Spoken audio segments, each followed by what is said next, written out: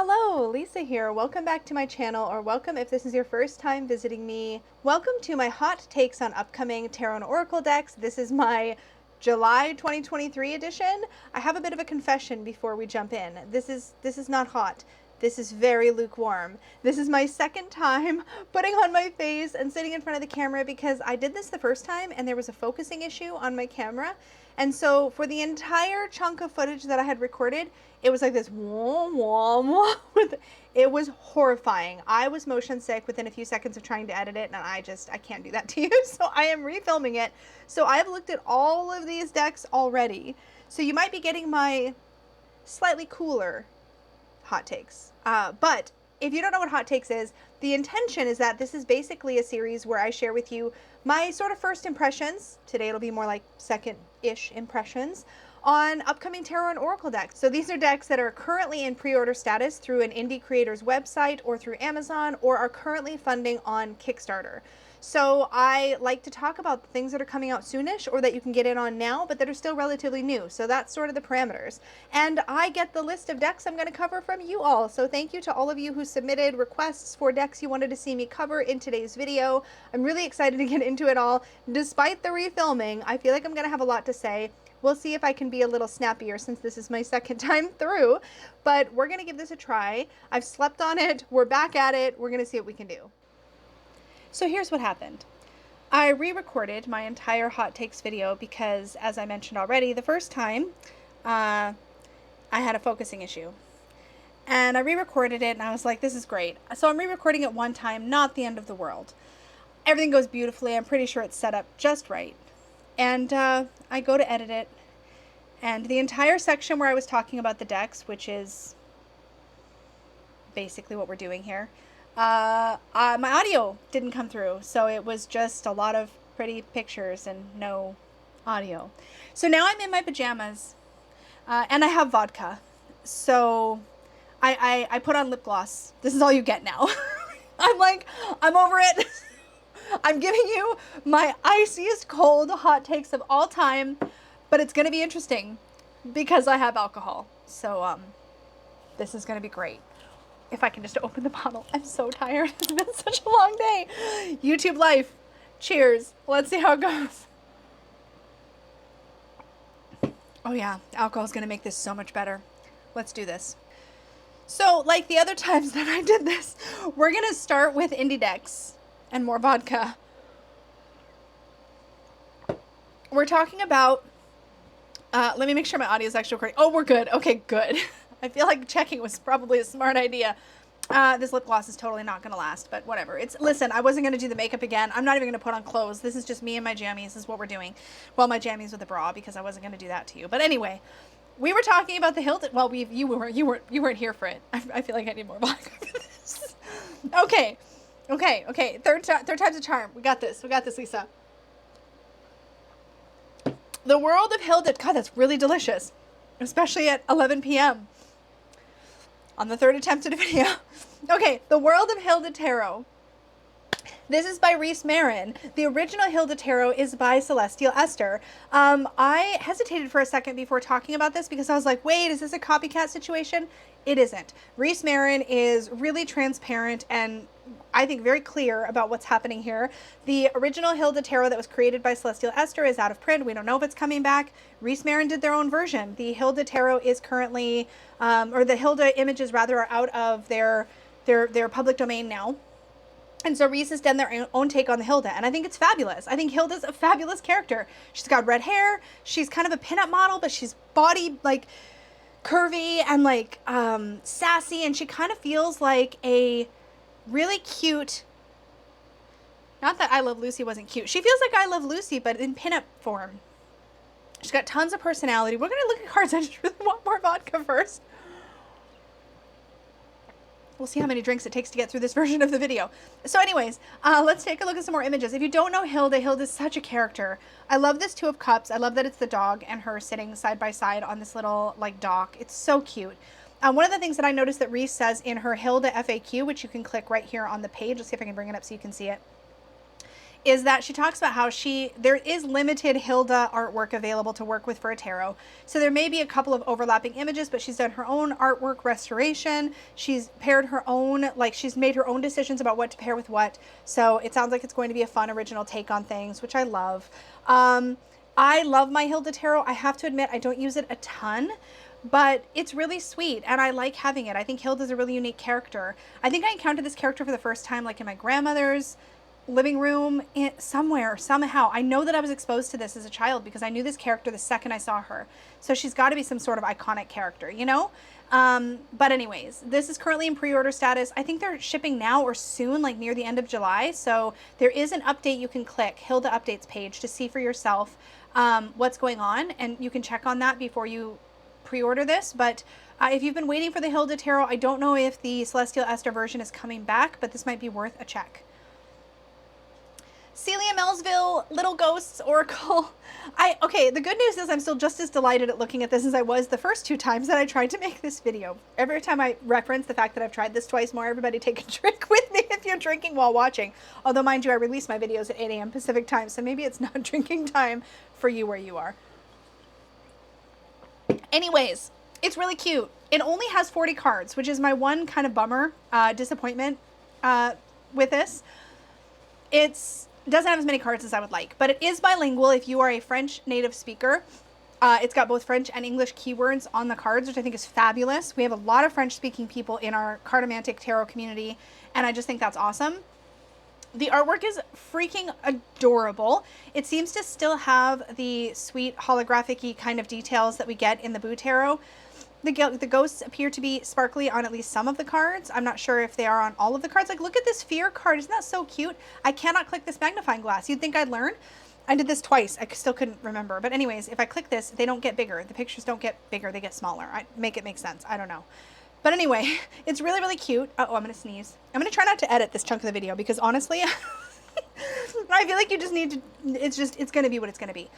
Anyways, this is real cute and I'm real tempted. But the thing is, I don't know if I need a pairing for a tarot that I'm already going to be using mostly seasonally. But I'm tempted. But also, I was looking at the price and I'm like, 52 euros. By the time I add shipping and convert that to Canadian, I'm going to be spending about $100 Canadian for 40 cards. Probably I don't need that, but it is so stinking cute that I kind of want it. But I don't need it. We'll see. Celia also has the Gloomy Lenormand out, which is a Halloween-y kind of themed, very Tim Burton-ish. Let's see if I can find some actual card images for you. Here we go.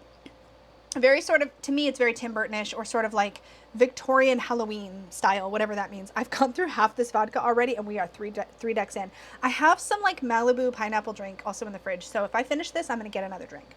That's how we're going to roll. Anyway. So this one, I don't think I need a themed Lenormand. I keep saying it that way, and that's not right. You'd think by the third time I'd figure out how to say what I want to say. I have themed Lenormands, I suppose, because I have like a Celtic Lenormand and the cute Lenormand. I have the Moon Lenormand, you know, the Claire de Lune. I have these great little Lenormand decks. It's fine. But I don't think I need a seasonally themed Lenormand deck. That's what I've been meaning to say, and I mess it up every time. But yeah, so I don't think I need that. But it's really sweet. I love Celia's illustration style. It's top notch. My only complaint actually about any of her decks has been the cardstock sometimes is a little hit or miss. I kind of like the cardstock of the Tarot Renard, but the Boo Tarot is very like slappy. Like when you riffle it, it's slappy or floppy. I don't know how you, hopefully somebody out there knows what I mean. Let's go back to the Gloomy Tarot. I don't need that. The Boo Tarot, on the other hand, I know I keep flipping to the wrong thing. That's okay. We're gonna leave it because that's how we're rolling this time around. Anyway, I don't need the Little Ghost Oracle. I might buy it anyways, especially if I continue drinking through this video, and we'll see. I'm just gonna leave the tab open and we'll just see what happens when I'm, you know, one more drink in. We'll see. We'll just see. Let's talk about mass market decks, and we're gonna start with the Folklore Tarot. The comment that I've made, that I keep making about this, is that it astounds me that there is like multiple decks that have such a similar name that I'm getting them all mixed up when I talk about them, because I'm pretty sure I called the Tarot of Tales the Folklore Tarot. Now there actually is a Folklore Tarot. There's also another folklore style tarot we're going to talk about in a minute that's also on my list. This one though is really cool. So this is by Rowan Ortons. You can't really tell how cool it is by the Amazon pictures. It's got this like folk style art, which is obviously awesome. It's on these black matte backgrounds. What you cannot see in these images is that the characters are done in spot gloss. And I did this before, so I'm going to do it again. We're going to go over to, oh gosh, what is it? Rowan Orton's Instagram. Let's just do that and go right to Rowan Orton's Instagram and take a look at the video that I showed the other 2 times I recorded this video. But the thing about this, I have to have another drink because I referenced the last 2 attempts again. Yes, we know the guidebook is good. Show us the spot gloss. We don't really see the spot gloss till the end. If you look really carefully, you can get glimpses of it while she's flipping through the cards here, but you'll see it on the very last card. Just trust me, it's worth the wait. We're just going to watch. We're just going to watch and take this in, look at the cute artwork, and then we're going to wait for the spot gloss, because honestly, y'all, that's what I'm most excited about. This one is published by US Games, by the way. I don't think I mentioned that yet. I also don't think I mentioned when it's coming out. Sorry. I'll mention that in a moment if I remember. I like the colors. This is very kind of Pippish and what's the word I'm looking for? Minimalist kind of artwork. I think that was the right word. Vodka says, I don't know for sure. Anyways, we're coming up to the last card. Look, look, look. Look at the spot gloss. US Games. So the first 2 attempts, another drink, that I made this video, I talked about how excited I am that mass market publishers are starting to do these really cool things that we previously only ever saw on indie decks. And I love that. And the thing that's so exciting to me about that is that mass market publishers have such a long cycle on what they work on, so years usually. So for them to be doing spot gloss now means they were paying attention a year or 2 ago at least. That's awesome. And there's other publishers that are doing a good job of that too. We've got Hay House has been picking up a bunch of indie decks. Rockpool has been picking up some quirky indie decks. We've seen US Games do linen finish. We've seen Llewellyn do linen finish. Publishers are paying attention, and that just excites me on multiple levels. It really does. Anyways, I think this is a really cool deck. I'm tempted to get it just for the spot gloss. I mean, sometimes I can be really superficial like that. Let's talk about the Realist Oracle, Finding Magic in the Mundane, 53 Authentic Cards and Guidebook. Ooh, you know, I might not even need to edit this video if I don't sneeze. I sneezed like 18 times the last time I tried this. If you're wondering what I'm drinking, it's a vodka mud shake, and it is delicious. It's like chocolate milk, but it's vodka, and it's so good. Anyway, the Realist Oracle, oh no, it's beginning. The Realist Oracle excites me because this is modern. It's super diverse, which is great because when I'm working with a modern tarot like This Might Hurt Tarot or Unfolding Path Tarot, I want an oracle deck that I can use that meets it where it's at, both in terms of modernness, but also in terms of having a good amount of diversity. When a modern deck doesn't have good diversity, I find it jarring because that's not the world that I live in. The world that I live in has a wide variety of types of people. And when I don't see that reflected in modern decks, it bothers me. Now, if you've got a themed deck, if you've got like a fairy deck or like a old deck, what do I mean by that? Like a vintage deck or something like that. If it's set like in a time period that's not the one that we're living in right now, then it's like, okay, I can roll with the fantasy of it. But like, I can't in modern decks. It just really bugs me. So yeah, anyway, that's my dissertation on the diversity in oracle decks and stuff. But anyways, I've also commented twice, and I'm not going to do it to you again, about the weird association I have with the colors on the backs of this card. Although with vodka, this might go over well. So there's 4 colors. I'm gonna do it again. I clearly am such a nerd that I cannot let it go. Okay, so there's 4 colors in the back of the cards: blue, red, green, and yellow, because we can see. It's fine. So here's the thing. In my brain, I'm like, those are the elemental colors. We have got green for earth, red for fire, blue for water, yellow for air. This is awesome. But then my old school Wicca brain kicks in and is like, cool. So like the way that these should be positioned on the card is that if I turn the card 90 degrees to the right, I'm like tapping my screen, like you can hear me point at my screen and tap. But what I'm saying is that if you turn the card, you know, this away, then the green would be on top, which means green is in the north for earth. And then red is in the south for fire. But then they mess it up because blue is in the east instead of in the west where the water is. And yellow is in the west instead of in the east. And that's assuming that we're standing in front of the correct cardinal direction. But it's just a weird place my brain went when I saw these backs. And apparently I'm not going to let it go, even on the 3rd attempt. So you're still stuck with hearing my opinion about that.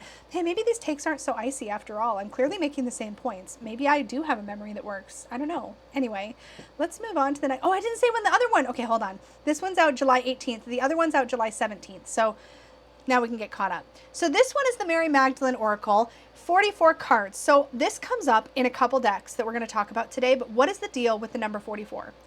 There's obviously a situation with the number 44. What is it? I want to know. I'm not going to make it through this video without plugging in my laptop. Hold on, I'm going to go get my power source and a backup drink. Good, I'm still recording. Okay, so I'm going to edit out my little trip to get my power source because that's unnecessary, but I'm going to try not to edit anything else out. I did get another beverage because I'm already almost done with my vodka, which doesn't bode well for the Kickstarter section of this video, so we're in for a wild ride. Okay, so,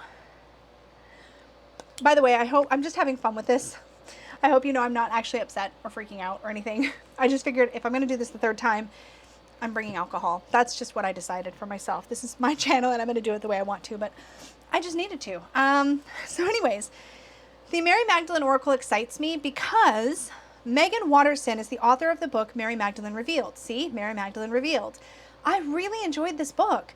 I'd never even considered reading a book about Mary Magdalene, and it was really enjoyable and I loved it. And at the time that that book came out and I was reading it, the Divine Feminine Oracle was out. And that was fine. I really enjoyed that deck, but it was a diverse array of Divine Feminine figures. And what I wanted at the time I was reading this book was a Mary Magdalene deck. Now, that ship has sailed for me. I'm not necessarily in the mood or in the space where I need to get a Mary Magdalene deck right this minute, but I'm really glad that Megan Watterson in particular authored a Mary Magdalene Oracle deck because I think this was needed to go with her work on the Mary Magdalene Revealed book. And structurally, I think this is really cool. We get a title, but then we get sort of a subtext so we can interpret that title and use it in a divinatory way, which is awesome. I'm assuming that there's going to be some tie-ins between the Mary Magdalene Oracle and the book Mary Magdalene Revealed, or at least some overlap that would be exciting for people who work with Mary Magdalene. So I'm excited for y'all. And I think if I ever were to want to dip into this more or go back to it, Megan Watterson would be the first person I would think of, so this is really exciting. This comes out on July 18th in the US. Now keep in mind the release dates that I share are obviously US-centric, so I'm in Canada, but I share US because the majority of people who watch my videos are US-based, but that's an over-explain that I don't need to explain, so more vodka for me, and we're going to move on to the next deck.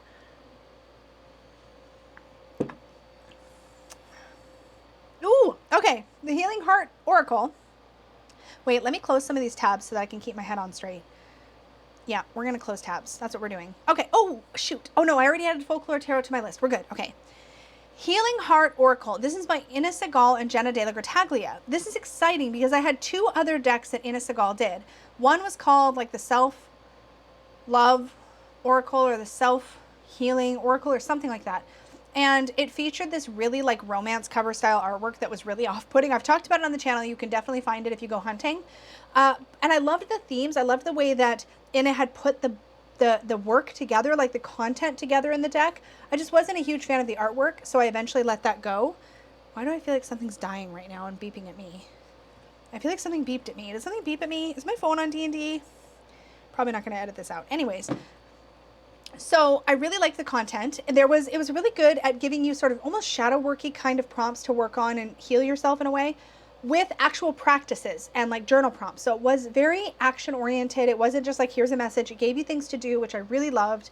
Didn't love the artwork. Then she came out with another one called the Mystical Healing Oracle, which I also had for a time. Same idea, but with like a collagey sort of parchmenty look to the artwork, which was really cool. Way better than the romance cover artwork. But I eventually let that go too, because that style of artwork also didn't work for me long term. Okay, fast forward to this one. This looks like it's going to have a similar kind of work in it, like similar healing kind of work. Hurt Heart, I See You, Trusting Heart. And look, I can see that there are practices to do. So I think content-wise, this is going to be really good.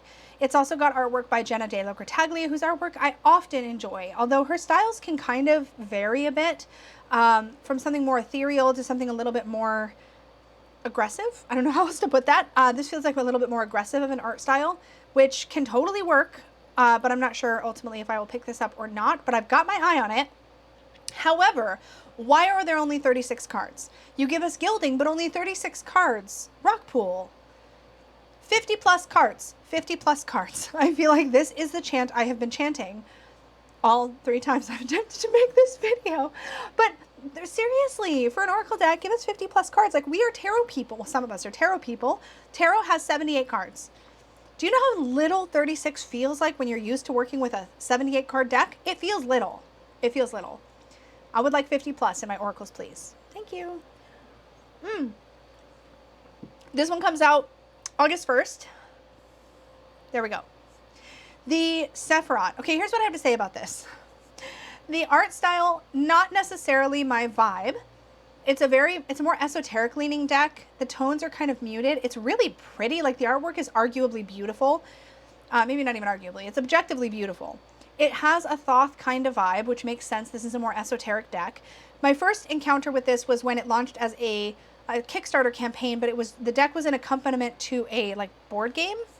I don't ever know what happened with that. I think I know some people who got it, and it seemed cool, but like it was a lot for me to consider. And now the deck alone is coming out mass market, which I think is awesome. So if you were sort of like ogling it because you liked the art on the tarot, but you're like, I don't want to buy this whole board game business, now it's coming out August 1st. You can snap it up. Okay, this one I'm probably going to buy. Like, I haven't bought it yet, but I've definitely added it to my list. This is the one I think I gushed the most about in my previous 2 attempts to film this video. Everybody take a drink. I'm still complaining about it, apparently. The Siren Song, Divining the Depths with Lenormand and Kipper cards. This has 2 decks, 40 Lenormand cards and 38 Kipper cards. That's, count them, 78 cards.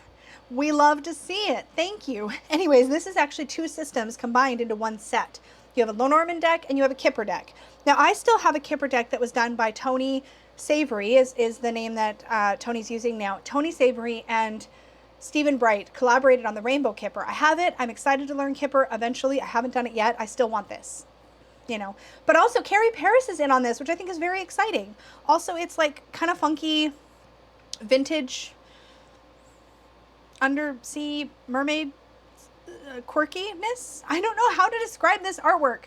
Not my usual thing, but this is kind of cool. I like that it gives you both a Lenormand and a Kipper deck. And listen to this little write-up. This divination kit contains 2 oracles, a Kipper and a Lenormand. When used together, they provide the highest, fullest degree of possible interpretation. Unlike tarot and oracle decks, which are read intuitively, Lenormand cards are read metaphorically, and Kipper cards are read quite literally. So this is really cool. It goes on and talks about it some more from there, but this just seems like a heck of a set, and I'm excited about it. I haven't bought it yet, but it is on my list, and it's due out August 7th. The Unfolding Path Tarot, y'all, okay, listen. The Unfolding Path Tarot is one of my favorite decks. It's a workhorse for me. I love it. I love the representation in it. I love that we get this wide variety of types of people. I love the crone as the high priestess.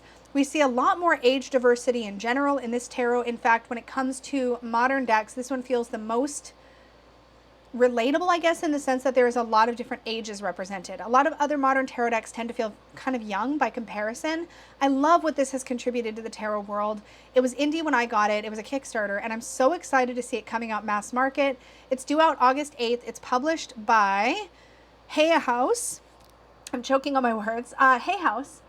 I just think this is beautiful. And I actually normally shy away from decks that have this kind of whiteness around the outer border. But I just really love this deck. I think it's a good one, and I'm really excited that Hay House picked it up. So, nothing but love for the Unfolding Path Tarot. This Oracle of Pluto, I'm not going to go into the whole deep dive again, but if you go to the creator's Instagram, Aubrey Hoodshell, you will see, because this campaign has, or this image has dreadfully little information. It's a shadow work themed deck, and the card, it's kind of like shadow puppet themed. So you see all these shadow puppets, and then the shadow puppets are named. So like, if the shadow puppet looks like a giraffe, it'll say giraffe. You know what I mean? So they're kind of like named, which means that there's no expansive keywords. So I would be guidebook dependent to see what that card is trying to tell me, which a lot of you know is kind of a deal breaker for me. But the artwork is really pretty and it's really unique. I have to say, when I saw Oracle of Pluto, I was assuming it was going to be some sort of astrological deck, but I think it's an astrological reference in that I'm assuming Pluto has some sort of association with doing shadow work, maybe. Astrologers, please feel free to chime in the comments down below. I'm making an assumption. So at first when I saw the name, I didn't know this is what this was going to be. So I'm excited to find out it's a shadow work oracle. I think we could definitely use more of them. Also, they have 55 cards. They understood the assignment. So I'm excited about that. But I'm probably not going to buy this. I like to have keywords on my cards. That said, the coloration of this would probably work well for if you want to add the keywords with like a Sharpie or something. You could probably do that on this deck. Vodka's almost gone and we're not even through the mass market. Okay, so this is why I get confused, because we have the Tarot of Tales and Legends, we also have the Tarot of Tales, and we have the Folklore Tarot, and those are just recent decks. Those are just recent decks. So this is a low Scarabeo. My hot take on this, even though the take is quite cold by now, is that these borders are not for me. Also, this art style, also probably not for me. Is my dog stuck? Nope, he figured it out. We're good. So anyway, this is real cool and pretty, not my style. It's low Scarabeo. Oh, that's an important information that you might want to know. This features the art of famous English illustrator Henry Justice Ford. So if you know who that is and you're a fan, this might be for you. Due out August 8th. This was probably my hottest hot take from the mass market. Angie Sullen's Oracle decks. Let's talk about it for a second. Now, I have the Wisdom of Hafiz this is called the Unlocking the Secret Garden Oracle, by the way, by Angie Sullen's. The artwork is by Jenna De La Grataglia. My throat is done, y'all. Okay. We can do this. We finished the vodka. We now have Malibu Cocktail, Pineapple Bay Breeze, made with Caribbean rum. Can I tell you how long these drinks have been in our fridge? I think since like November. We're not big drinkers here. That should tell you something about my day. Anyways, so we've already heard from me on Jenna De La Grataglia's artwork, so we know that I'm a fan, generally, or sort of as a broad strokes sort of assumption. My thing with Angie Sullen's decks, here's the thing. I want to see if I can articulate this better, which is unlikely because I now have alcohol, but I'll say this. I have 2 of Angie Sullen's decks. They both knock my socks off. The artwork that was done for them is gorgeous, but more importantly, because Angie Sullen's is who I'm talking about here, the content Angie Sullen's creates for these Oracle decks is, I think, really, really good. I have had an incredible time working with the Love Who You Are Oracle and an incredible time working with the Wisdom of Hafiz Oracle. And if Angie Sullen's is doing the work to put that together and create those messages and assign the keywords and that sort of thing, she's doing a bang-up job. The thing that makes me mildly uncomfortable, and I guess I can babble about this while I show you some images from this deck. The thing that makes me mildly uncomfortable and that I feel like I have a bias about is that Angie Sullen's has been putting out a lot of decks. There's a lot of them. So just off the top of my head, she did the Wisdom of Hafiz, the Love Who You Are, the Witch, which is woman in total control of herself, the Wild Woman Rising. There's a fairy deck with Amy Brown that she was creator for, or did the guidebook for or something. So there's some relationship there. And there's like 2 or 3 others, I think, that I'm forgetting. There's a lot. And I feel like they're fairly new in the grand scheme of things. And whenever I see somebody putting out this many decks, even though the experiences I've had, and I not only do I have 2 decks and love them, but I've looked at these other ones, some of the other ones, at metaphysical stores and like flipped through the cards and looked at the guidebook, and they look just as good. So objectively, it seems like she's just creating great decks. From a subjective perspective, though, it gives me funny vibes when somebody puts out too many things too close together. It just starts to feel a little Doreen Virtue or Colette Baron Reedy. And I don't mean that as an insult, actually. I mean that in the sense that these were creators that got known for pumping out a lot of decks. And the way that I phrase that isn't entirely fair. When I say pumping out, I don't mean that they're coming out thoughtlessly, although they might. But the perception is, if you're putting out that many things, that there's not as much depth or meaning behind the things you're putting out because they're coming out too quickly. So the assumption is easy to make that therefore you're not, I'm just making sure my microphone is still on because I'm paranoid now. So it's easy to make the assumption that they might not be as substantive as decks that come out less frequently. So it's easy for me to get in my head about it, even when I have actual, like evidence that that's not the case. I still start to give decks a little side eye when their creator is putting them out too quickly, especially when they cross a wide variety of themes. You know, I've known creators who put out multiple things in the same sort of genre or world. Like when we see the Boo Tarot and then the Boo Oracle, that makes sense, right? Even if they're close together, that makes sense. But when they're all over the place like this, even if they're good, I start to wonder if they're not as good as I think they are because they're coming out so quick. So I guess that's feedback or babbles about how I feel about a creator who puts out lots of decks kind of close together. And it's, to be fair, I don't know that it's the creator so much as it's the publisher. And maybe these things should be spaced out a little bit better. Or, I don't know. I don't know what the answer is. I just feel like when it happens, it always seems to be like one creator that's doing it. Like for a while we had like all the Colette Baron Reed decks really close together. And now it just seems like all the Angie Sillins decks really close together. And it just leaves a funny feeling behind, if you know what I mean. All right, enough about that. This one comes out August 14th. I'm intrigued because, as I said, I like Angie Sillins decks. I'm not as fond, though, of the artwork in this one, although I really like the backs. So that's sort of my take on that. Let's take a look now at Kickstarter and have some Malibu. Oh, that's weird after the mud shake. It's like more tart, but it's good. Yummy. Okay. When Olga Speaks is an analog oracle. 56 cards. Yes, we love to see it. By Sasha Lopez. So this is analog collage. My concern for this, by the way, I did an entire video about what you need to know to back Kickstarters. So if you have questions about how Kickstarter works as a platform, how crowdfunding works for decks in specific, or even not in decks, I think my topics will probably cover a wide variety of stuff. Check out my video. I'll put it up in the cards somewhere. But anyway, this one doesn't look like it's going to fund because the goal is 10,000 US and this creator has only raised 3,701 so far. And at the time I'm filming it, there's 4 days, but at the time you're seeing it, there's like 2 days left to back it. You have until Thursday, July 20th at 9:16. I'm going to keep it pretty simple on this one.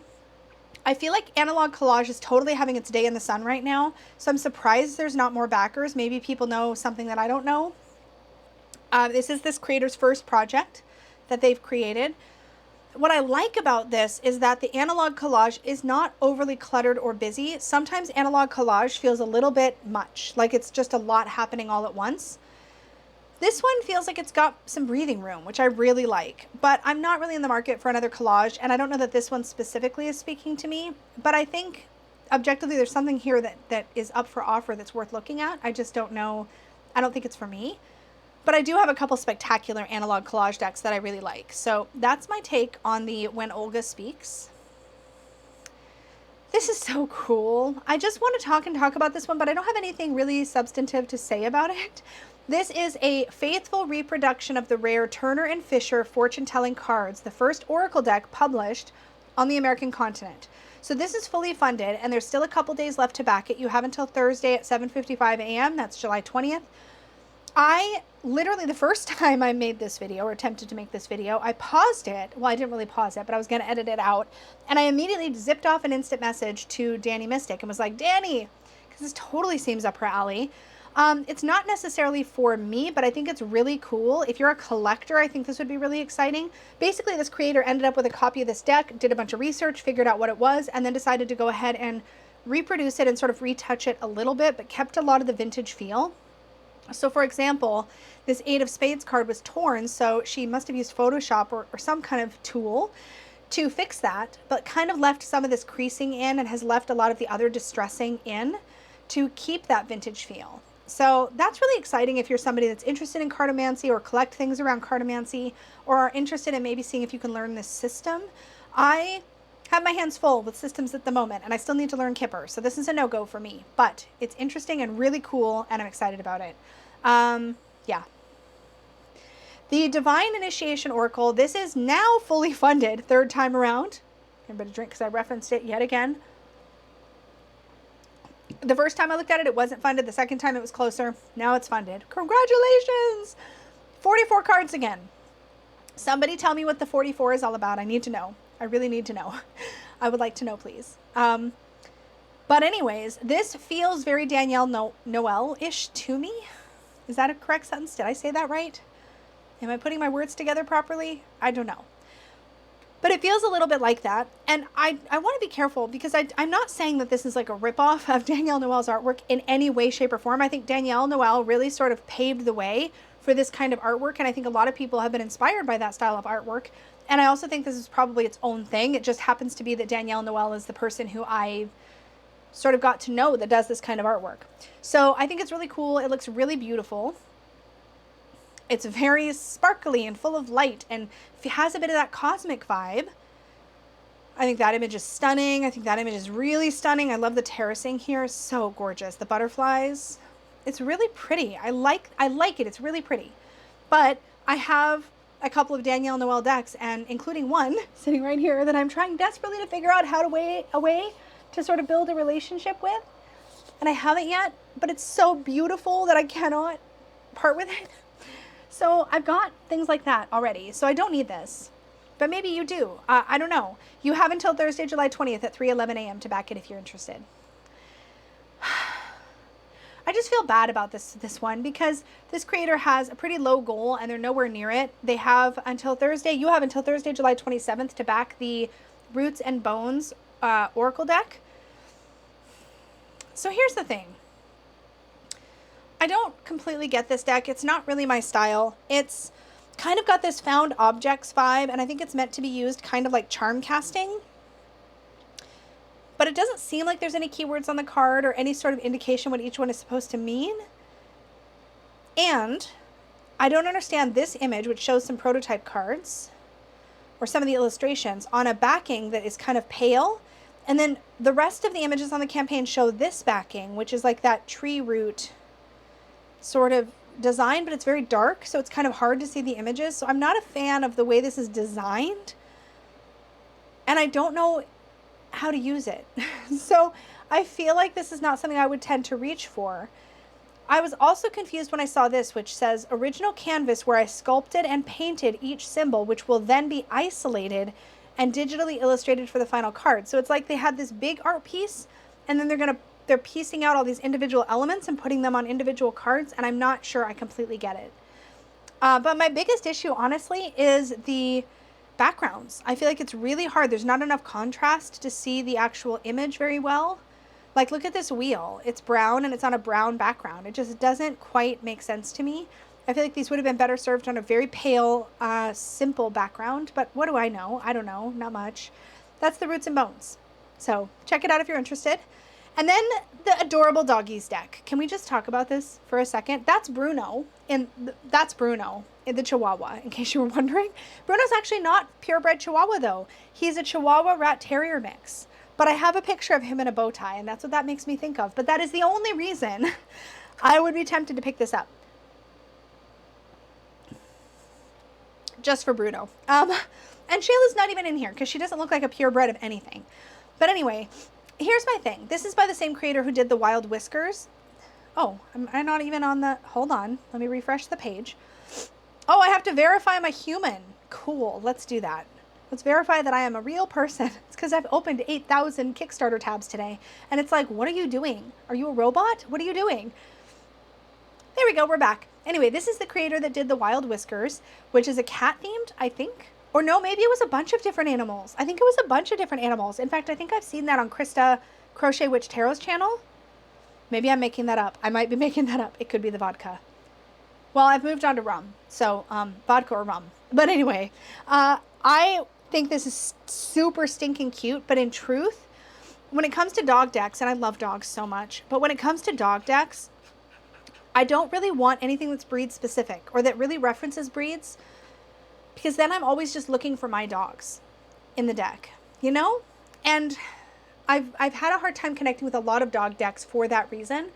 That is why I like the Llewellyn Magical Dogs Tarot, because it sort of just feels kind of more generic and like it's speaking more to dog behavior and dog energy than specific types of dogs, if that makes sense. But with that said, and that is a very subjective thing for me, this is stinking adorable, and it's done really well because you have the type of dog listed. I feel like I need more lip gloss. Let's put on more lip gloss right now. We're not editing. Nope, not after this. We're not editing at all. No, maybe a little bit. I hope I didn't just miss my face. Well, if I have lipstick on my chin, that's just how we're rolling. Anyway, what was I saying? I've totally lost track of my thought. This is really cute. I really like it. I would never use it, but it is so adorable, and I love dogs. I think that's my point. And if you have the Wild Whiskers, this could be like a doggy expansion. I mean, assuming that they're the same size in cardstock, but it kind of looks similar. there's a video. Let's look at the video. It's 36 seconds. It's not enough time. This is so cute. But that's the reason I didn't back the Major Barcana, even though it's super adorable also, because it just, I really want decks that aren't specific dogs, but are like, oh, that's what I was going to say. This does it really well because you have the name of the breed at the top, but you have 3 keywords at the bottom, which makes it a really usable deck. And it's so stinking cute. I mean, like if you have, oh my gosh, there was a Papillon. Oh, these are so cute. Wait, was that 2 different poodles? Oh, this is so cute though. I kind of like it anyway. I don't need this though. Maybe I'll just hit the, I blame the alcohol because I did not hit the remind me button on the previous 2 attempts, but I am hitting it now. So we'll just see what happens. The embroidered graveyard. I have more gushing to do. This one is like funding wildly above its goal, which is amazing to see. I'm so happy for the creator. You have, I've saved this one, and let me tell you why. First of all, you have until Monday, July 31st at about 4:59, not about, at 4:59 a.m. Pacific time to back this. This creator blows my mind because they have embroidered all of these cards, just like they did the embroidered forest tarot.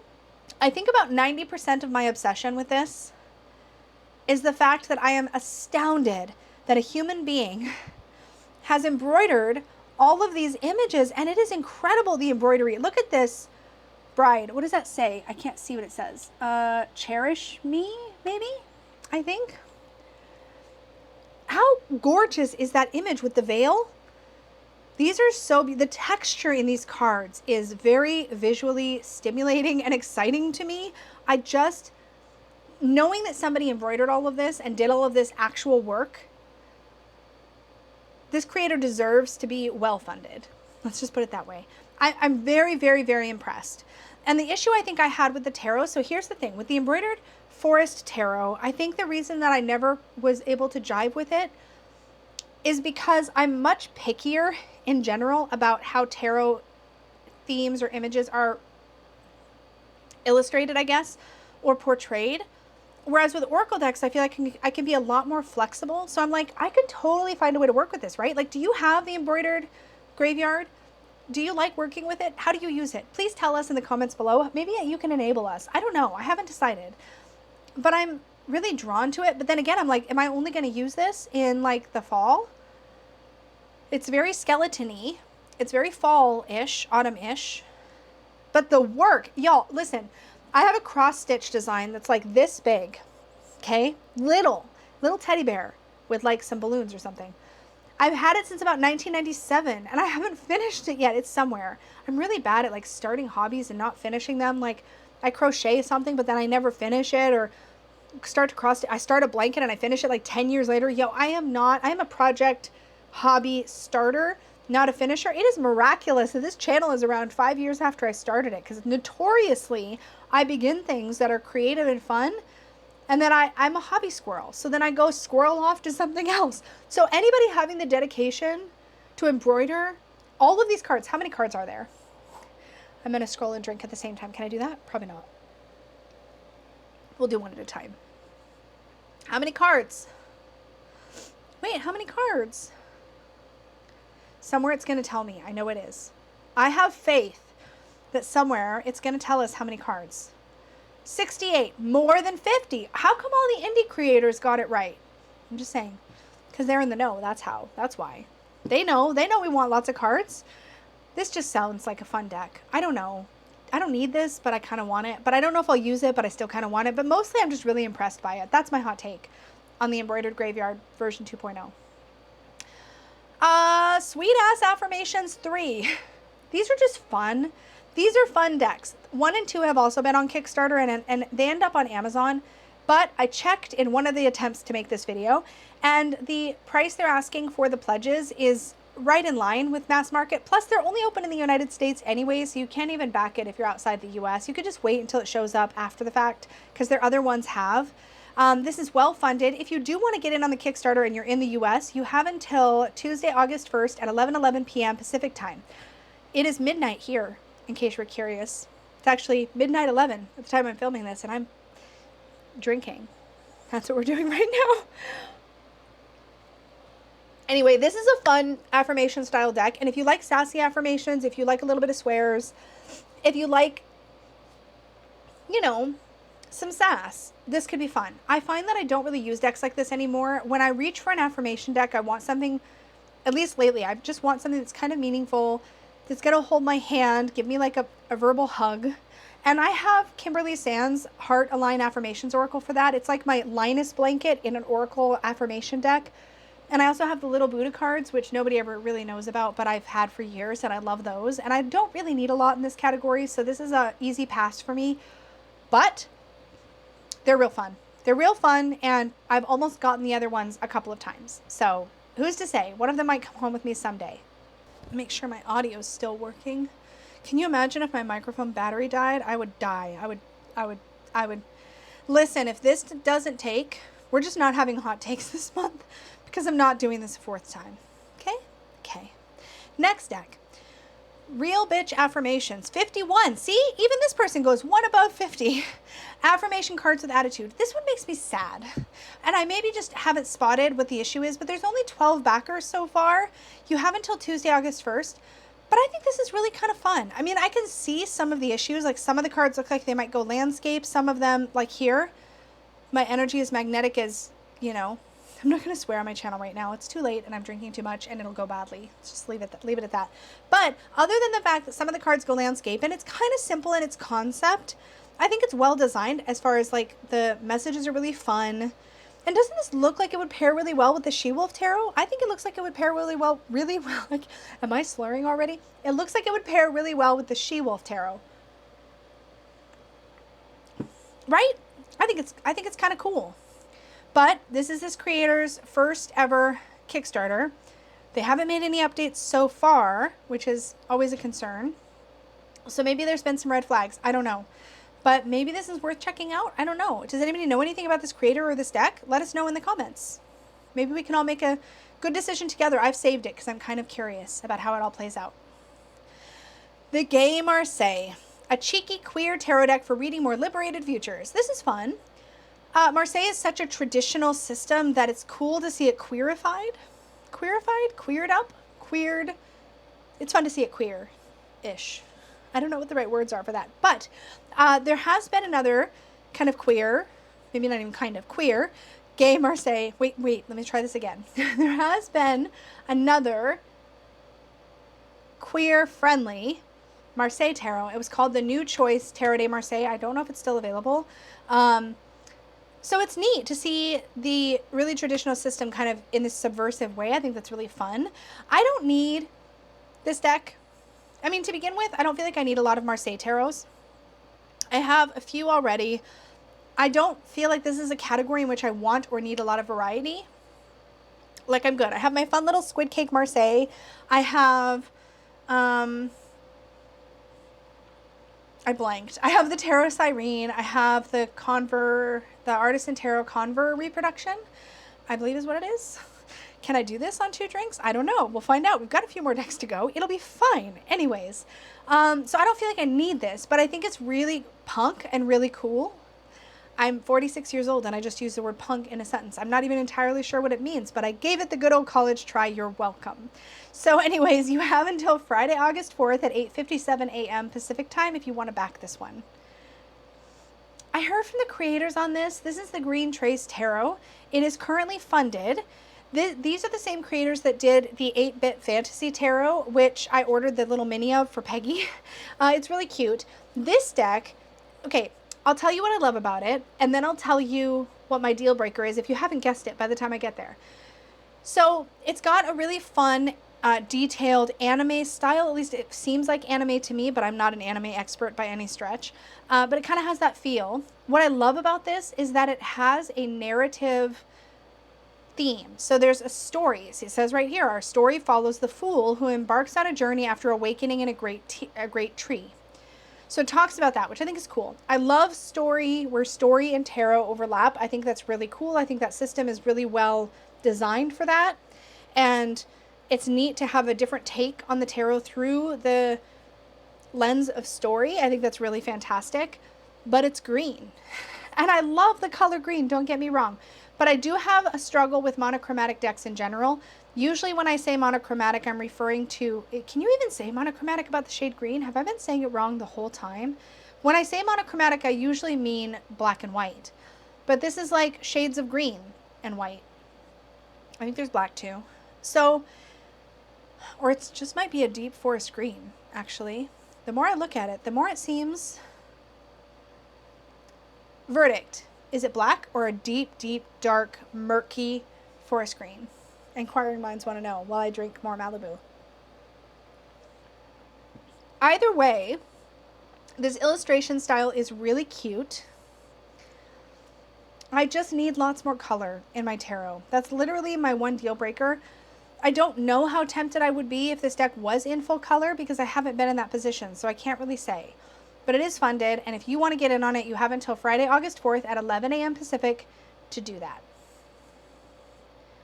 Still paranoid checking my camera to make sure I'm still recording. We're good. Oh, Amy T. Wan, I'm so happy for her that she's got this going and that it's funding so well. That's exciting.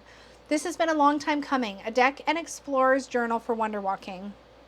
I have an entire video talking about this that I put up thinking her Kickstarter was going to come out within like a month or so of my video, and then it got majorly delayed. So I will link my video so you can see all of my thoughts on A Deck for Wonder Walking and the Explorer's Journal.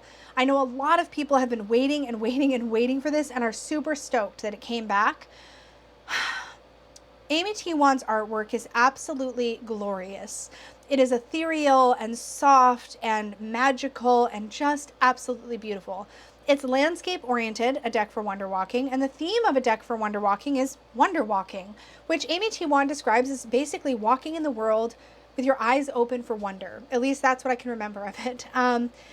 The only gripe I ever really had with the Oracle deck, and it's beautiful, like really beautiful. The only gripe I had is I had a hard time with the small white text labeling the cards with the keyword, but the keywords were great. The artwork was great. It's just really gorgeous, and this Explorer's Journal is breathtaking. So if you want to see more about both of these and all of my thoughts, again, check out my other video. It's also linked right on the campaign page, if I recall. So you can scroll through the campaign and find my video there too if you lose track of my cards. If you want to get in on the campaign for this, you have until Friday, August 4th at 10 a.m. Pacific time to back it. The Stargazer Tarot. It's fully funded. It's not for me, so I'm just getting right to the punchline on this because I don't have a lot to say. This one is cool. It's just not even remotely my aesthetic, so I don't have a lot of commentary, and I'm not sure what commentary I have would be fair. It's pretty.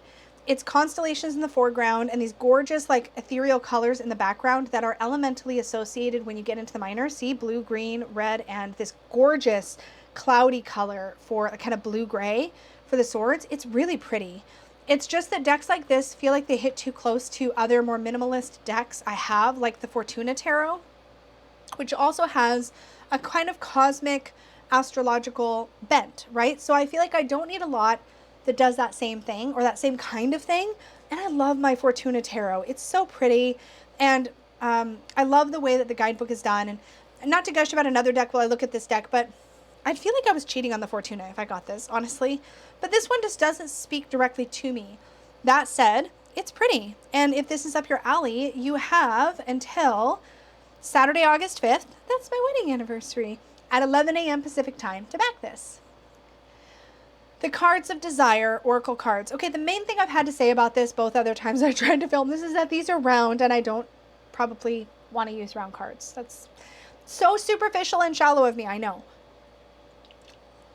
But Peggy recently pointed out, and I think she's entirely right, that I'm too neurotic for round decks or square decks, perfectly square decks. Because here's the thing. Peggy sometimes uses my tarot decks and she reads with reversals. And when she gives them back, there are reversals mixed in and I get a little twitchy. With round decks or square decks, not only could you have cards that are upside down, but you could have cards that are 90 degrees. Well, with a circle, it can be any number of degrees facing the wrong direction. And I would spend half of my time working with this deck trying to put them all facing the same way, which is ridiculous because the entire point of this one is that the images are very mandala-like. And this is so pretty. And I think round decks are so nice and cool. And I want to be the cool person that works with them. but I might be a little too neurotic for a round deck. I think that's kind of the point. But when you look at these, aren't these pretty? And the designs make sense. They're like mandalas of symbols or creatures or whatever that makes sense. Like whatever kind of bird, this is a terrible example, whatever type of bird that is for creative, it probably makes sense. I shouldn't have picked that one to talk about. Accomplishment for the torches, that makes sense. Fulfillment looks like it is hermit crabs. That makes sense to me. Same thing here with tranquility and the koi, driven in the bee, whatever flower that is, and togetherness. I can make an argument for that. Fearless and the Pegasus, that's kind of cool. Pleasure is harps and pots overflowing with water, and the hammer and anvil for mastering, which I still think, well, you wouldn't know still because you haven't seen my other 2 attempts at this video. Time to have another drink when I say that. But I think mastering should be mastery, but that's just a personal opinion.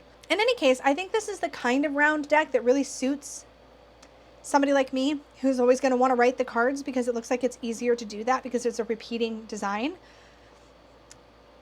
I think it's really pretty. And part of me, I went down a whole rabbit hole once where I was watching all the videos about round decks because I wanted to find my perfect round deck. And I had the Gorgon Tarot, which is a great round deck. Even though it was black and white, I loved that deck. I used it a bunch.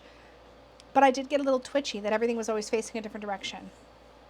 And I think that's actually one of the things that's cool about round decks. But I can't. Anyways, if you can, you have 20 days. Well, you'll have like 18, 17-ish days. Anyways, you have until Saturday, August 5th, also my wedding anniversary, at 4:49 a.m. Pacific to back it.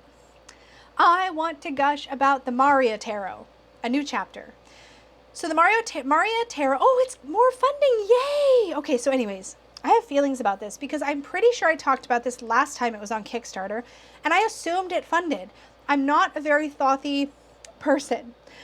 Every time I say that, forever and ever, it will always sound like saucy with a slur, and since I'm drinking, that makes it extra funny. But anyways, I am not a very thothy person. I literally can't say it without laughing. I'm such a nerd. Anyways, because of that, I'm not backing it, or at least I'm not going to back it at a level that gives me a deck. I think if this comes, I'm keeping an eye on it because this needs to fund. It deserves to fund. It's really pretty. I don't understand why it didn't fund the first time. But anyway, it might have just been the goal. Maybe the goal was too high. I don't know. But this has only been up for a little bit, and it's got 24 days left while at the time I'm filming it. You have until Wednesday, August 9th at 3 a.m. to back it. But I think it's really stunning and beautiful. And I know we overuse the word stunning, but I think it's really gorgeous. I run out of adjectives, okay? Anyway, I think it's beautiful. It's a redo or redrawing, reimagining of the Thoth, but it clearly follows the same color scales. There's something about this that just feels a little softer and less aggressive than the Lady Frida Harris version of the Thoth. I think it's just the style of art. It's got softer edges. It just feels less harsh to me. Mind you, that Two of Wands feels like, whew. But I feel like I feel the energy in these cards. And if I were going to be studying Thoth, or if I wanted to spend more time with Thoth in the moment, I would probably get this. But right now I have the Ashura Tarot, which I really love, and my original Thoth, like the large one. And that's probably all I need right now. There was a time when I was really considering getting a bunch of different Thoth decks, but not really working that much with the ones I have. I'm using my Ashura for the Deck and Walk, which I am very loosely following this year. But other than that, I don't use Thoth a lot, but I just think the Maria is beautiful and deserves to happen. So I'll be keeping an eye on it, and if it needs my help, I will help. But it's really well done, and I don't understand why it didn't happen the first time. But again, it might have just been the goal, who knows.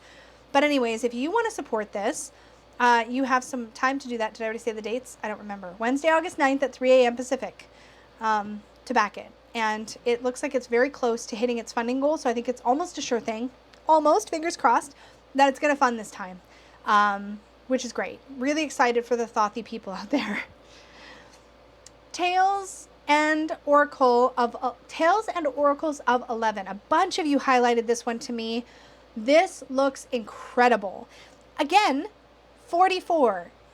If you haven't commented by now and you know the deal with 44, then I am disappointed, and I am going to be, I need your comment. Somebody please educate me. Maybe 80 people, I guarantee you. Now that I've said that, I'm going to have a bazillion comments about the number 44, but I do want to hear, I want to learn. I could Google it, but apparently I'm too lazy for that, so I'm not Googling it. But I am curious because it's clearly a theme. Anyways, this is almost halfway to its funding goal. I always get excited when I see an Australian dollar deck because the Australian dollar and the Canadian dollar are very, very close in value. And I'm so used to, with US valued decks, like clicking on it and then being sad when I figure out that my price is going to be like 35-40% higher. Super sad. But with Australian dollar things, that doesn't happen, except with the shipping, and then it sometimes happens there, but not with the price of the thing, because our dollars are very close, which is exciting. If you didn't know, I'm in Canada. Did I mention Canadian dollar? I don't know. Anyway, you have until Friday, August 11th. Can you tell that the booze is kicking in? I think it is. You have until Friday, August 11th at 8:11 a.m. to back this. Wait, 8:11 at 8:11. Okay, you know that's intentional. That's intentional, right? Okay, yeah. So anyways, let me try that again. Let me see if I can get my words out. This is an anthology and oracle deck featuring, did I already read this part? 44 tales and legends from Southeast Asia. So you've got a bunch of time to back it. This looks absolutely gorgeous. And in my mind, I keep picturing this next to the Tarot of the Divine, which I just think it would look beautiful next to. This looks outstanding.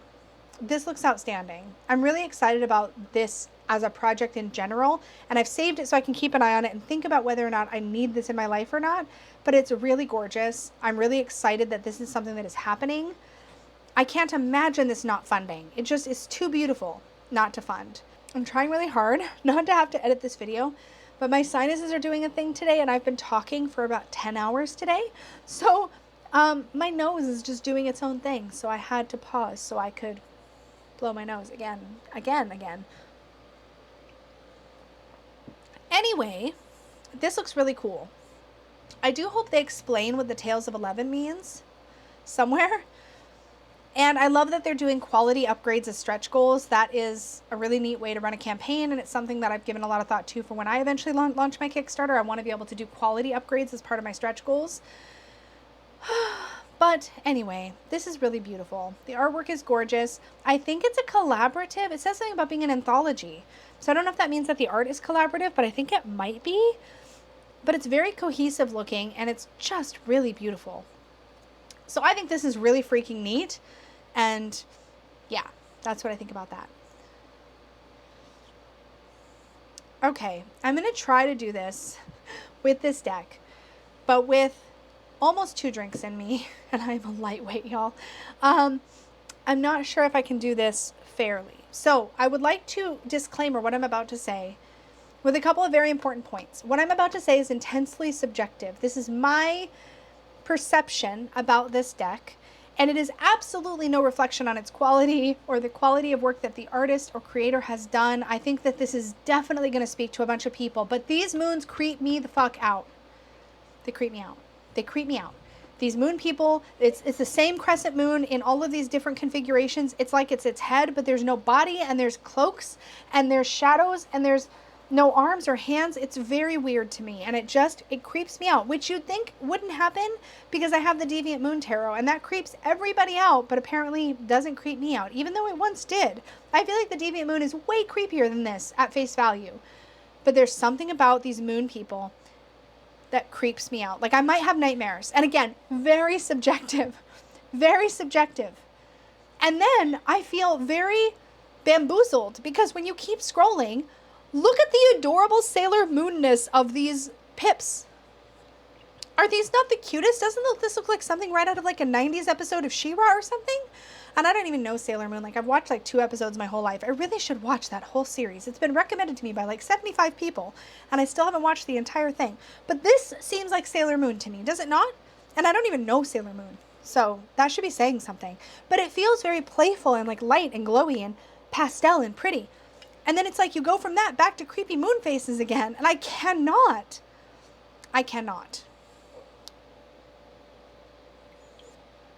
And then you go back again to sweet pastel rainbow ones. What's happening? I don't understand it. I love the minors. I think they're really fun. I just can't with the moon people. I don't know why. Like I said, Deviant Moon people are way darker and scarier. I don't know why. These Crescent Moon people, I can't, but I can't. Anyways, if you can, you have until August 13th, which is a Sunday, at 7:01 a.m. Pacific time to back it. And that brings us to the paper cut tarot. Now, before I wrap up my thoughts and talk about the paper cut tarot, which I think is meant to be paper cut, like cutting paper, but also could be paper cut as in you got a paper cut, which I don't think is intentional. Okay, so I had to edit out blowing my nose yet again. Am I getting sick? If I'm getting sick, I'm going to mutiny because I just had a whole ass long break, long ass break from YouTube so that I could recover my energy. And so if I'm now getting ill so that I can have like a forced longer break, I'm going to be cranky. That's what I have to say about that. Anyways, let's talk about the paper cut tarot. But before I do, let me tell you that when I'm done talking about the paper cut tarot, we're going to go to my original outro from the second time I tried to make this video. Have to have a drink because I referenced it again. So you'll see me no longer in my jammies and in makeup with a nice red lipstick on. I just appreciate that because the bulk of this video was done with me in my jammies and my hair up in a banana clip and with some rapidly wearing off Fenty lip gloss. Let's put a little bit on at the end here. Go out with a bang. Anyways, you'll be going back to my regular outro. So when I reference that my throat is done, I want you to remember that that is after the second attempt at filming this video. And this is the third. So if my voice sounds like garbage, that's why. Anyway, the paper cut tarot, you have until Monday, August 14th at 6:35 a.m. Pacific time to back it. And it looks stinking cool. And my only criticism of this, because I think the art style is really unique and fun, it looks very three-dimensional. It literally looks like somebody cut all this paper and then took pictures of three-dimensional objects. Like, it's really cool. My only criticism, which is just an opinion thing, kind of like all of this, is that some of these paper cut artworks look like they're kind of scenes that are framed and that you're going into, like in this temperance card. And then some are like objects that are popping out at you or figures that are popping out at you, like in the devil. And I find that combination sometimes a little not cohesive, even though overall the style is very cohesive. I think that's basically it. I think this is very striking. That's the word I was using. Striking. This deck is very, very striking. This art is very, very striking. I think it's really like a showstopper in a lot of ways. I think I appreciate it for the look of it. I don't think I would use this, but it's really breathtaking to look at. It's very cool. So that is, oh, I'm scrolling in the wrong spot. That is the paper cut tarot. And as I said, this one, or I don't know if I said, this one is already funded and you have until Monday, August 14th, 6:35 a.m. And y'all, that's a wrap. I'm going to bed, but you can watch my outro because I say more stuff. Okay, there you go. And now we're back. So that is it, y'all. That is all of the decks we had to talk about today. Again, forgive my voice, and I'm sorry my hot takes were a little cooled off by the time I got to film this the second time around. But thank you for hanging out with me. As always, if there's other decks that are coming out that you're excited about, tell people about it in the comments. If you contributed to this month's hot takes, thank you so, so much. I appreciate that. That is the best way for me to make sure that I'm covering the widest variety of stuff, is to just ask y'all what you want me to cover in these videos. I do the hot takes video once a month if all goes according to plan. So there should be another one out in about a month where we'll be talking about the decks that are releasing or pre-ordering or funding in August. So I hope to see you there. I also make lots of other videos on the channel, so please stick around and check out the other things that I do if this content is of interest to you. As always, thank you so, so much for watching, and an extra, extra big thank you goes out to my Unicorn Fam channel members. Thank you all so much for all of your support of the channel. It means so much. If you are interested in channel membership, it's basically like a Patreon. It's just right here on YouTube, so you don't have to leave the platform. You can click the join button on my channel homepage or on the video down below if you see it there. Or I have a link in my description box where you can learn more about it. Our channel membership's a lot of fun. I have a few different tiers, and we're doing fun things like a book study club, a deck study club, well, a book reading club, I guess, and a deck study club. We have monthly live readings, as I mentioned. I did them today. Today's stream, we did about 60 readings over about 7 hours because I'm ridiculous. But they're so much fun. I do those once a month for my magical unicorns. And we do self-worth content and go a little bit deeper and much more personal in the self-worth tier, the Badass Unicorn tier. So we do lots of fun things in the membership, and that membership really helps sustain and support what I do here. So I really appreciate all of my members so, so much.